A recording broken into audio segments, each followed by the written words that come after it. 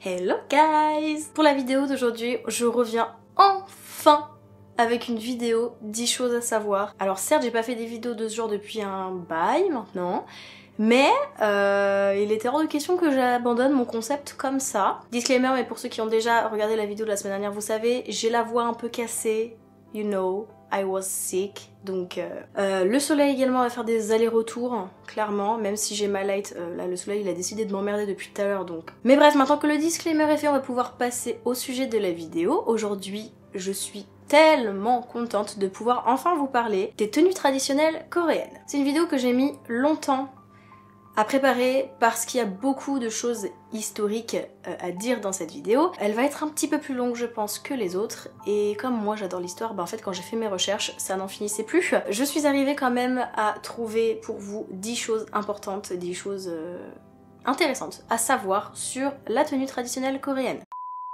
La tenue traditionnelle coréenne, vous la connaissez sous un nom, mais il faut savoir que, en fait, elle a deux noms différents. En Corée du Sud, on va utiliser donc le nom que vous connaissez qui est le nom de hanbok, qui littéralement se traduit par vêtements coréens. Mais en Corée du Nord, on l'appelle d'une autre façon, on l'appelle le Joseon-ot, qui du coup, si on traduit, voudrait dire le vêtement de Joseon, donc la dynastie Joseon. Ce costume traditionnel, il remonte à vraiment très loin, puisqu'on a retrouvé des traces qui remonteraient à la période de Goguryeo, donc la période des trois royaumes, c'est-à-dire entre 37 avant JC et 66 après JC, voilà. Donc pendant cette période-là, on a déjà des traces qui attestent, qui prouvent que le hanbok existait déjà bel et bien. Je vais quitter l'histoire pendant un petit temps, puisqu'on va parler vraiment du hanbok. Qu'est-ce que c'est? Comment est-ce que c'est constitué en fait finalement? Je vais d'abord détailler ce qui est le plus compliqué, c'est-à-dire le hanbok féminin. J'essaie de vous mettre le maximum d'images pour que vous puissiez comprendre en ayant un visu, parce que c'est vrai que comme ça c'est compliqué à assimiler. Pour le hanbok féminin, donc on appelle également le chima jogori. Je vais rester assez succincte, assez générale en vous expliquant surtout la partie qui est visible. Dans un véritable hanbok, il y a beaucoup de couches les unes par-dessus les autres. Il y a tout ce qui va être bien évidemment les sous-vêtements, puisqu'ils avaient quand même des sous-vêtements à l'époque, et il y a aussi un espèce en fait de sous-hanbok blanc. Alors vous expliquer tout, ce serait beaucoup trop compliqué, donc je vais vraiment vous expliquer surtout la partie visible de l'iceberg. Mais si vous voulez un petit peu voir à quoi en fait la totalité du hanbok ressemble, je vous mets une image juste ici. Vous comprenez mieux j'imagine maintenant pourquoi je vous dis qu'il y avait quand même beaucoup de couches les unes par-dessus les autres. Mais bref, pour la partie visible donc, on a déjà la partie haute du hanbok qui s'appelle le jogori, et sur ce jogori il y a vraiment deux détails si on peut dire qui sont quand même assez importants, qui ont leur petite histoire. C'est tout d'abord le hotgorum qui est le petit nœud en fait qui attache le jogori, et on a également le détail que vous retrouverez aussi sur tous les jogori, donc sur tous les hanbok, c'est le petit col blanc qui est situé au col, voilà, l'espèce de petite ligne blanche qui s'appelle le dongjang et qui est en fait un détail qui permet de mettre en valeur le cou de la personne qui porte le hanbok, puisque rien que grâce à cette petite ligne blanche ça apporte un contraste avec les couleurs assez vives des hanbok. Ça paraît pas comme ça, mais ces deux petites choses en fait sur le jogori ont quand même une importance capitale. Donc vous avez cette partie haute du hanbok, mais vous avez également la partie basse qui est donc la jupe, la chima. Cette chima, elle peut être faite de tissu simple, de tissu double. Comme je vous l'ai dit, il peut y avoir certaines fois beaucoup de couches sur le hanbok, mais cette jupe, elle sera toujours marquée par des plis, puisqu'en fait c'est ces fameux plis qui mettent en valeur la tenue, le hanbok.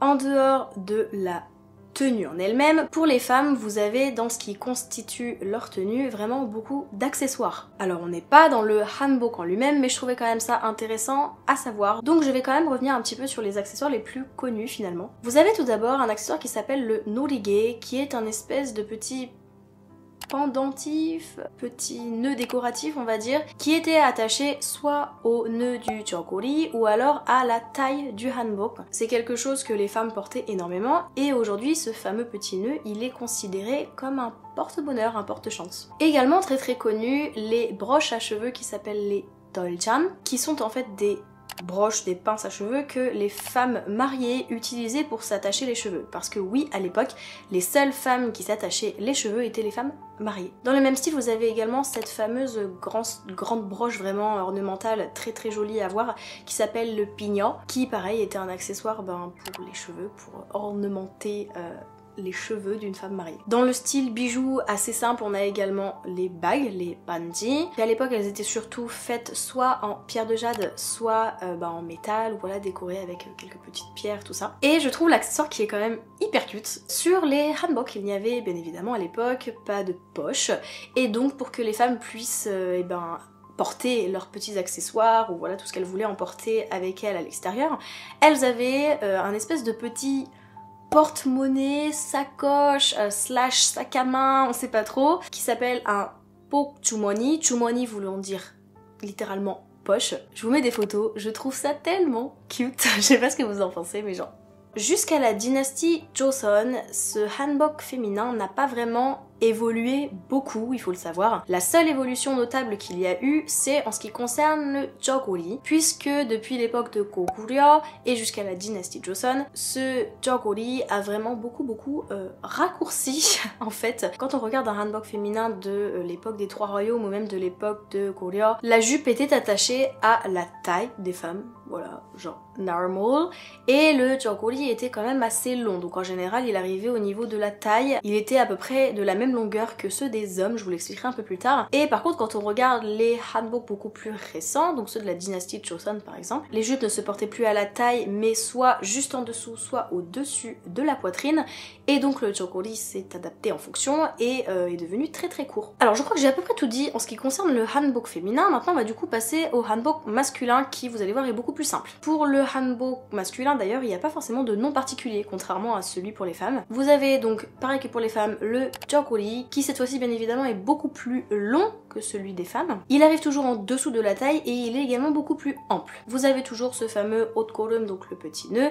et le dongjang qui sont importants, mais je dirais qu'ils sont quand même un peu moins importants que pour les hanbok des femmes. Pour la partie basse de leur costume, les hommes n'avaient bien évidemment pas une jupe, mais un pantalon, qu'on appelle donc baji. C'est un pantalon assez large qui est resserré à la taille et resserré ou non au niveau des chevilles. Vous le savez ou peut-être pas d'ailleurs, mais dans la culture coréenne, alors beaucoup moins aujourd'hui, mais en tout cas à l'époque c'était très ancré, les Coréens vivaient entre guillemets beaucoup au sol, puisqu'ils mangeaient au sol, ils jouaient, enfin faisaient leur vie en fait en s'asseyant sur le sol et non pas sur des chaises, contrairement à nous. Et cette fameuse forme très ample mais resserrée à la taille et aux chevilles pour le pantalon des hommes permettait justement d'être beaucoup plus à l'aise pour en fait s'asseoir. Donc ça c'est vraiment les deux parties basiques d'un costume traditionnel pour les hommes, mais il y a également une autre couche de tissu en plus qui va se rajouter à ce hanbok, c'est ce qu'on appelle le turumaki, qui était en fait un manteau long à manches longues qui recouvrait justement l'ensemble de ce hanbok. Et les hommes étant un petit peu moins bling bling que les femmes, avaient beaucoup moins d'accessoires. Le seul accessoire que les hommes portaient c'était leur chapeau, c'est-à-dire le ka pour la plupart du temps. Contrairement au hanbok des femmes, le hanbok des hommes n'a presque pas eu en fait d'évolution dans le temps, c'est globalement la même chose que ce soit à l'époque des Trois Royaumes ou pendant la période Joseon. Je vais rajouter dans la tenue du coup des deux en fait, là pour le coup ça touche autant les femmes que les hommes, tout ce qui va être au pied parce qu'ils se prenaient pas nu-pieds dans la rue. Vous avez tout d'abord les boson, donc les chaussettes que les gens portaient à l'époque, qui ont une forme assez particulière et assez mimi, et par-dessus ils portaient des petites chaussures qu'on appelait des kochin. C'était des chaussures en soie brodée qui en général, pour les femmes en tout cas, représentaient souvent des fleurs, voilà, très ornementales, très fleuries. Bref, j'en suis déjà à la moitié de la vidéo alors que j'ai juste évoqué 2 points sur les 10 pour l'instant. Je vous avais dit, cette vidéo va être très longue. Je viens donc de vous expliquer vraiment le hanbok basique, on va dire général, que la plupart des Coréens portaient, mais vous avez également d'autres types de hanbok un peu plus spécifiques, on va dire. Quand vous regardez un peu des dramas, vous voyez bien que tous les personnages d'un drama historique n'ont pas le même costume. Je pense notamment aux militaires, par exemple, qui avaient un costume un petit peu différent. Les militaires portaient ce qu'on appelait le kunbok, avec leur chapeau le bongoji. Les fonctionnaires du gouvernement, eux, portaient un hwanbok avec un samo, donc leur chapeau. Vous avez également les étudiants gens qui avaient une tenue particulière puisqu'ils portaient le chimay avec le bokon. Et bien évidemment, je ne peux pas parler de tenue particulière sans parler de la tenue du roi, hein, quand même, des princes, du roi, qui portaient donc le konyongpo et leur fameux chapeau, le iksankwan. On va rester sur cette tenue-là pour le roi parce que bien évidemment, il y a des tenues encore plus particulières pour les occasions spéciales, la tenue de la reine également, la tenue des princes également, voilà. On va faire simple, on va rester sur le roi, c'est déjà pas mal, moi je trouve. Et vous avez également deux autres tenues un peu particulières. Déjà, le Dol Hanbok, qui est le tout petit, minuscule, mignon hanbok que les enfants portent pour leur fête de leur premier anniversaire. C'est un costume qui est d'ailleurs toujours utilisé puisque cette tradition se fait toujours. Et vous avez également un costume très très connu, le Honnyebok, qui est le costume traditionnel de mariage coréen. Et celui-là, je trouve que c'est le plus impressionnant, surtout celui pour la femme. Dites-moi ce que vous en pensez, mais ce hanbok là est juste sublime, je trouve. Il est tellement coloré, tellement...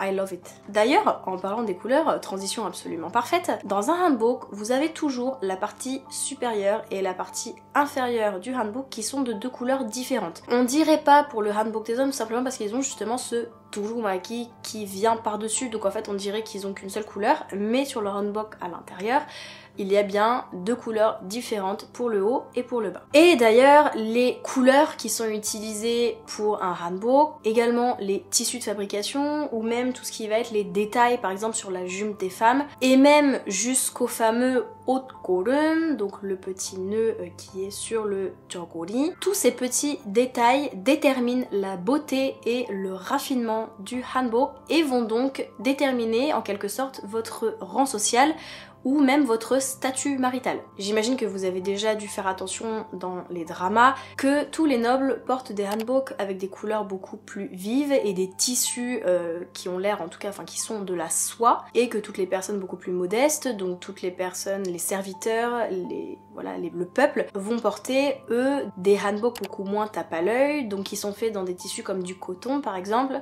avec des couleurs beaucoup moins vives. Les tissus des hanbok et notamment du coup tout ce qui va être la soie, donc les tissus des hanbok des nobles, sont des tissus qui sont très fragiles, très délicats, et donc un hanbok ça ne se stocke pas comme ça dans une penderie, enfin voilà, pour éviter justement de déformer, donc de faire des plis, puisque repasser un hanbok c'est compliqué, pour éviter également la décoloration ou en fait que le hanbok s'abîme tout simplement. Ils étaient stockés à l'abri de la lumière, de l'humidité, et ils étaient enveloppés dans un papier soigneusement plié, justement pour que en fait ils puissent aller dans le temps, ce fameux hanbok, parce que c'était très cher à l'époque. Ces hanbok, jusqu'au milieu des années 80 en Corée, les gens continuaient à les porter très fréquemment, même pendant la guerre de Corée et même pendant la Seconde Guerre mondiale. Dans les années 80, beaucoup de gens en campagne surtout continuaient à porter des hanbok blancs, et également on peut retrouver des images de l'époque où certains étudiants continuaient à porter leur hanbok à l'université, ou même certains lycéens pour leur cérémonie de remise des diplômes. À partir de la fin des années 80 et aujourd'hui également, le hanbok n'est plus du tout porté, seulement pour les occasions particulières, notamment pour le doljanchi, donc ce fameux anniversaire des 1 an pour les bébés, ou alors les mariages traditionnels. Les Coréens aussi ont tendance à ressortir leur hanbok pour Seollal, donc le nouvel an lunaire. Et il y a une fête que personnellement je ne connaissais pas du coup avant de faire les recherches pour cette vidéo, qui s'appelle le Hwangap et qui est en fait l'anniversaire des 61 ans des parents, et c'est une fête pendant laquelle on met en valeur les parents et où on célèbre la longévité de la vie. Aujourd'hui, les hanbok ont été énormément modernisés pour s'adapter beaucoup plus facilement à notre époque actuelle. Si vous avez l'occasion de porter un hanbok, vous le verrez, mais vous avez des jupes qui sont beaucoup plus courtes, enfin en tout cas qui permettent à ce qu'on puisse marcher facilement. À l'époque, elles traînaient par terre. Il y a, alléluia, beaucoup moins de couches de vêtements, et vous avez aussi, comparé à l'époque, beaucoup plus de broderies, de bling bling si je puis dire, sur les jupes des hanbok. Et il y a également des accessoires qui ont fait leur apparition, que certaines personnes pensent être des accessoires d'époque, mais qui en fait ne le sont absolument pas. Le premier, qui s'appelle le hyangdae, est une petite lanière brodée qui se porte au niveau du nœud du jogori, qui sert typiquement juste de décoration hein, pour faire joli. Dans le même style, on peut retrouver aujourd'hui beaucoup sur les hanbok quelque chose qui s'appelle le maekite ou le maekichima, qui est en fait une grosse ceinture ornementale en fait, et dans le genre moderne et surtout pratique plus que décoratif pour le coup. Pour les filles, si vous avez déjà eu l'occasion de porter un hanbok, quand on vous met la jupe, vous avez dû faire attention qu'on vous passe les mains dans des bretelles en fait. Vous avez des bretelles. Sachez une chose, c'est que ces fameuses bretelles n'existaient absolument pas sur les hanbok traditionnels. C'est quelque chose qui en fait a été rajouté à notre époque moderne pour faciliter le fait de mettre cette fameuse jupe, en fait, puisque ça fait comme un tablier. Mais ça n'existait pas du tout à l'époque. Pour les quelques exemples que je viens de vous donner, ça reste des changements pas forcément énormes, mais vous avez des changements beaucoup plus visibles de ce hanbok dans le monde de la mode, dans le monde du fashion, puisque c'est vrai qu'aujourd'hui il y a beaucoup de designers qui ont repris ce thème de hanbok au niveau de la Fashion Week de Séoul par exemple. Vous avez des tenues qui sont beaucoup plus extravagantes, qui sont tirées de ce style hanbok, mais qui n'ont plus rien à voir avec les tenues originales. Quand je vous dis hanbok, je suis persuadée que celui que vous avez en image dans votre tête, c'est ce fameux hanbok avec le chokoli un peu court et la grande jupe qui arrive du coup à ce niveau-là. Si vous avez suivi du coup ce que j'ai dit tout à l'heure, c'est donc le hanbok de Joseon. Quand on parle de hanbok, c'est vraiment celui qu'on a en image dans la tête, c'est celui qui parle au grand public. Et à cause de ça, c'est aujourd'hui ce hanbok là qui est repris pour être visible en fait du grand public. Et là je vais vite fait évoquer tout ce qui va être les dramas et les films, donc j'en ai parlé tout à l'heure. Malheureusement, pour s'adapter un petit peu à la vision que les gens ont de ces hanbok, donc de ces costumes traditionnels, il y a certains dramas que je suis persuadée vous avez déjà vus, qui sont en fait à ce niveau-là très inexacts de la période qu'ils sont censés représenter. Je vais vous donner un exemple concret, et c'est d'ailleurs un de mes dramas préférés, mais Scarlet Heart Rio, ce fameux drama où IU se retrouve propulsée dans l'ère de Goryeo. Le début de l'ère de Goryeo, je précise, puisque on la suit à l'ère du premier roi de Goryeo. Comme je vous l'ai dit, à l'époque de Goryeo, les chokori n'étaient pas courts, mais très très longs encore, à niveau de la taille. Et je pense que quand vous voyez ces photos, il n'y a pas besoin de vous expliquer grand chose, voilà, il manque un petit peu de tissu. Mais bref, on leur en veut pas, le drama est juste génial, donc on va passer là-dessus. Afin d'honorer cette tenue traditionnelle qui fait quand même énormément partie de la culture coréenne, le gouvernement de 1996 a décidé de attribuer en fait la journée du 21 octobre comme la journée du hanbok. Et récemment, depuis mars 2021, les ministères de la culture, des sports et du tourisme ont décidé d'attribuer les derniers mercredis de chaque mois comme étant une bonne journée pour porter le hanbok. Donc écoutez, si un jour vous avez l'occasion de porter un hanbok un dernier mercredi du mois, voilà, dans les rues de Séoul, faites-vous plaisir.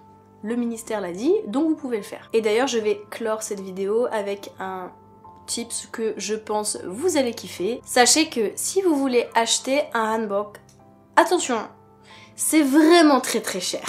Alors vous pouvez trouver des hanbok de costumes faits à la Wish pour 10-20 euros si vous vous débrouillez, mais si vous voulez un vrai hanbok, donc fait dans les traditions de l'art, si on peut dire ça comme ça, les prix peuvent rapidement dépasser les 300 voire 400 000 won, c'est-à-dire on va dire grosso modo du 300-400 euros. Je suis pas persuadée que vous ayez un budget pareil à mettre dans un hanbok, mais sachez, si vous voulez faire l'expérience de porter un hanbok, que c'est tout à fait possible et c'est même très facilement faisable, puisque dans beaucoup de lieux touristiques et ou traditionnels, vous avez la possibilité de louer un hanbok. En général, la location d'un hanbok peut aller de 4 heures, certaines fois vous avez un prix pour la demi-journée ou même pour la journée complète, et c'est des locations qui sont pas forcément très très chères. Pour 1 à 4 heures, vous pouvez vous débrouiller pour avoir un hanbok pour genre 10-20 euros. Bien évidemment, ce sera plus cher si vous voulez une journée complète, où là ça peut peut-être tourner autour des 60 euros, ça dépendra vraiment du lieu où vous louez et du lieu que vous visitez. Mais en tout cas, pour une dizaine d'euros, vous pouvez faire l'expérience de porter un hanbok en Corée, et en plus de ça dans des lieux qui sont absolument géniaux. Bref guys, j'ai enfin fini cette vidéo, elle était longue, je suis désolée. J'ai essayé d'être quand même assez succincte, mais c'est vrai qu'il y avait tellement de choses intéressantes et tellement de choses à dire que voilà. C'était une vidéo aujourd'hui beaucoup plus historique que ce que j'ai fait dans mes autres 10 choses à savoir, donc j'espère que ça vous aura plu. Personnellement, j'adore ça et j'ai adoré faire les recherches, c'était hyper intéressant. Donc si ce côté un peu plus historique dans mes vidéos vous plaît également, n'hésitez pas à me le faire savoir dans les commentaires parce que franchement je serais hyper contente de vous faire plus de vidéos de ce genre là. En attendant, si la vidéo du jour vous a plu, je vous laisse mettre votre petit pouce bleu, votre commentaire, vous abonner à ma chaîne. Je vous retrouve la semaine prochaine pour une nouvelle vidéo et en attendant je vous fais de gros bisous.